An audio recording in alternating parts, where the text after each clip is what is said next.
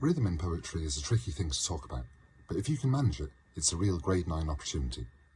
Let me see if I can explain. Now, if you try to read the beginning of this AQA poem aloud, I think you'll struggle. Pause the video and try.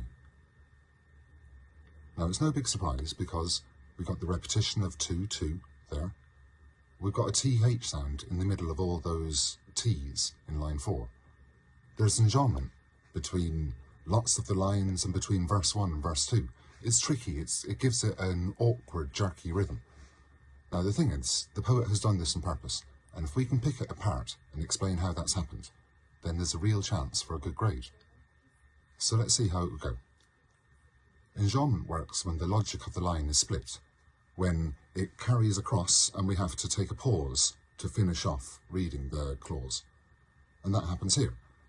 If you can't bring yourself to build a snowman, and the pattern carries on, or even to clinch a snowball or two, it means, it sort of indicates the effort that the character feels in getting themselves moving, is how I see it.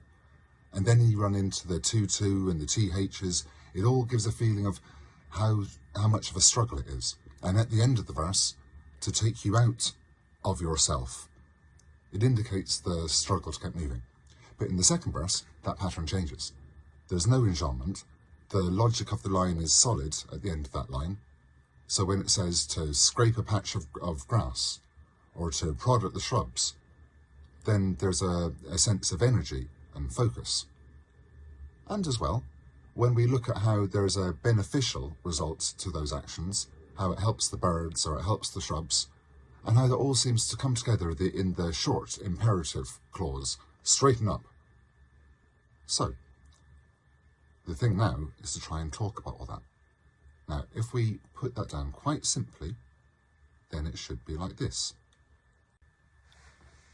At the start of the poem, enjambment is repeatedly used to create a jerky, uneven rhythm, as if the character is struggling to complete their actions.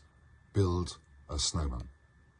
The homophone of 2-2 and the TH in the middle of the alliterated T's make it tricky to read fluently. Enjambment and cross verses indicates the effort it takes for the unwilling character to get out, and the struggle to find a reason could indicate depression. This pattern changes in the second verse as the enjambment disappears, placing the focus on the completed actions.